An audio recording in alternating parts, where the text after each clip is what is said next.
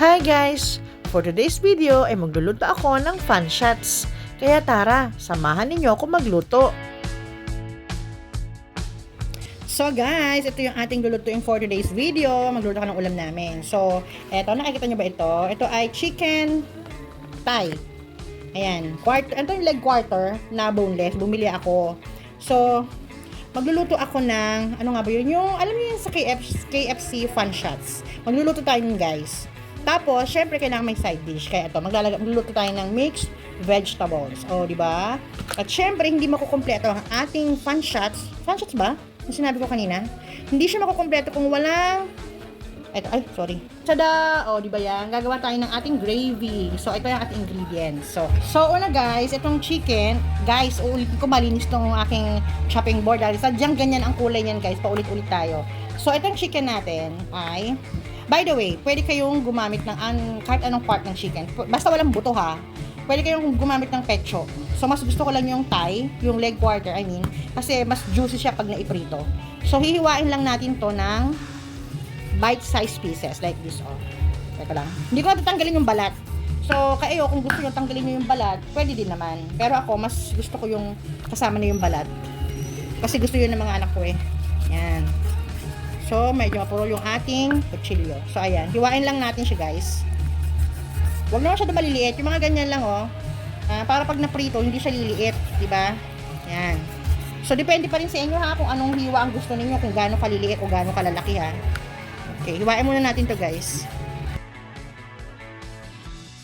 So guys, ito na yung nahiwa nating mga manok. Ayan madami din siya guys, kasi 4 yan eh. So, pero hindi ko na niliitan, kasi syempre mga anak ko naman ang kakain. Tsaka, pag pinrito kasi, baka lumiit pa. O, diba? So, tara. Titimplahan na natin to guys. Kukuha lang ako ng pang seasoning natin dito. So guys, ang gagawin ko, ay titimplahan ko muna itong ating chicken. Timplahan muna natin siya ng salt and pepper. Ayan. Actually, nagluto na ako nito ng nakaraan, baon ng mga anak ko. Nagustuhan nila. At parang nagustuhan ko rin. Hindi parang. Talaga nagustuhan ko din talaga siya. So, uulitin natin. Kasi gusto ng mga anak ko to eh. Ito ang ulam namin ngayong dinner. Yan. So, ayan. Kailangan natin massage muna yung chicken. And then, muna natin siya dyan. I-marinate muna natin siya ng mga ilang minuto, ha? Tapos, i-prepare na natin yung ating flour, yung pagsasawsawan nito, ha? So guys, meron ako ditong flour and meron akong cornstarch. So pinaghalo ko na. Ayan yung cornstarch, yung puting-puti. So pinaghalo ko na siya. Kayo na magtansya ha kung paano yung gagawin nyo. Kasi pagsasawsawan natin to ng chicken natin eh. And then maglalagay uli ako ng pepper. And then salt. Konting salt na lang kasi 'di ba meron ng salt and pepper yung ating chicken. So ayan, hindi na ako mag-aano ng egg. So itong chicken na to, isasawsaw natin dito mamaya. Bago natin iprito, ha? So, magpapainit muna ako ng mantika. So, guys, nagpapainit na ako ng mantika. So, ito yung ating chicken. Isasawsaw na natin siya dito sa ating flour and cornstarch na may salt and pepper. Okay, yan. Hindi ko na siya isasawsaw sa, ang tawag doon? Sa egg. Wag na. Oh, may egg kami ha. Baka akala nyo na naman, wala na naman kaming egg. Ayoko lang maglagay ng egg. Bakit ba? So, ayan. So, ganyan. Ito na yan. Maglagay pa tayo ng madami. Kasi ipapagpag naman natin yan. Saka natin ilalagay dun sa papel. Ay, sa papel. Anong papel? Dun sa plato. Ayan. So, ayan, di ba? Tapos, hindi, didiretso ko na lang pala sa kawali. Hindi pala, para hulog na lang ako ng hulog. So, ayan. Medyo pagpagin natin. Lagay natin doon. Ayan. Guys, I changed my mind. Gusto ko pala siya lagyan ng egg. Isang egg lang. Mag-crack tayo ng isang egg. Yan. Tapos, wait lang. Yan. Ganyan na lang natin dyan. Para mas kumapit yung flour. Gets nyo ba? So guys, sasawsaw na natin kasi mainit na yung ating mantika. So yan. Lalagyan lang natin dyan yung mga chicken natin, ha? Yan. Tapos, ganyan nyo na lang. Pwede nyo na idiretso ito sa kawali.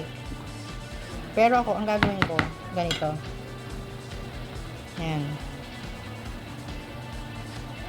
Make sure na na-coat lahat ha. Ayan. Ayan. Ay, ito muna. Prito na muna natin, ha? So, ayan guys. Start na tayo magprito. Mainit na yung kawali natin. Ayan. So guys, habang piniprito natin yung chicken natin, ito, maghihimay muna tayo ng ating mga gulay para ma-ready na natin siya. Mamaya natin siya iluluto pagkatapos ng chicken, ha?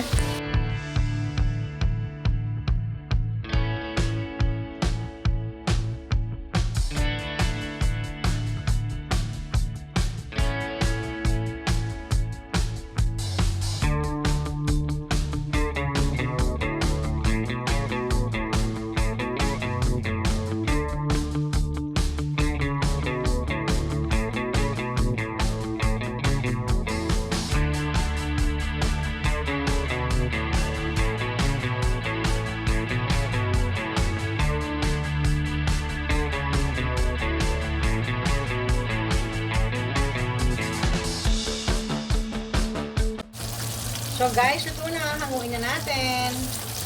So, mag-second batch na tayo. Oh, di ba? So guys, start na tayo magluto ng ating gulay. So naglagay lang ako ng konting mantika. Tapos maglalagay din ako ng siguro mga kalahating kutsara ng butter. Ayan. Tapos, sunod na natin yung ating garlic.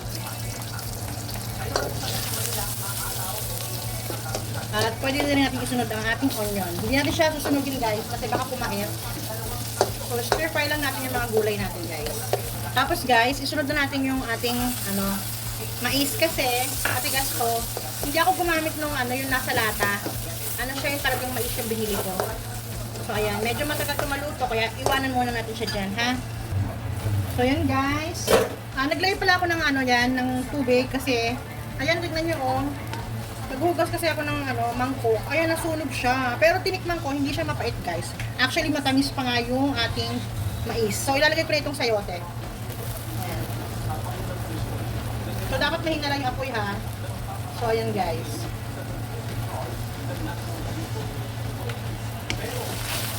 Guys, lagay na rin yung ating carrots. So, ayan guys. So, lalagay ko na rin yung ating salt and pepper. Ayan, magkasama na yan, guys. Wow, ang bango. Grabe. O, diba? Mamaya ko nalalagay yung last, yung bagu beans. Guys, lagay na rin natin yung bagu beans. Alam nyo, ang bango-bango niya dahil sa butter. At ang sarap din niya. So, ayan. Konti na lang to guys. Okay na to.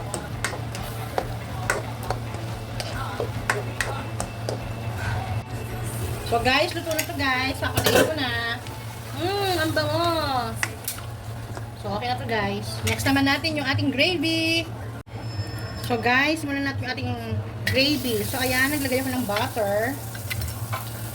Mahinang apoy lang guys. Tayin ko muna nga kasi baka susunog yung ating kawali ay butter.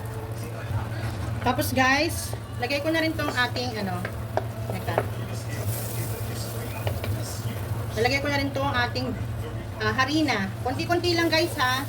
Yung bibiglain. Yan.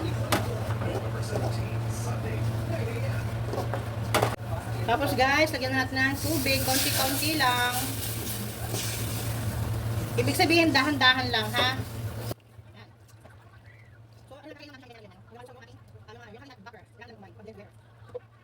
Tapos guys, maglalagay ako ng Knorr cubes. Ito yung Knorr cubes natin na beef. Half lang yung ilalagay natin guys. So, dudurugin lang natin yan. Guys, maglalagay din ako ng isang kutsarang toyo. Para sa kulay. Yan. And then, ilalagay na rin natin yung ating pepper. So, guys, ayan. Nagdagdag ako ng konting butter. So, dapat ito yung titigilan ng halo, guys, ha? Kasi mamumuo yung, yung harina. Ayan, oh. So, kayo nang bahalang mag-adjust sa paminta at sa alat. Pero para sa akin, okay na to. Magugustuhan na to ng mga anak ko. So, ayan guys. Okay na to guys. Kaya na tayo. Ito na po ang version ko ng fun shots. Sana nagustuhan nyo. Thank you for watching. Bye!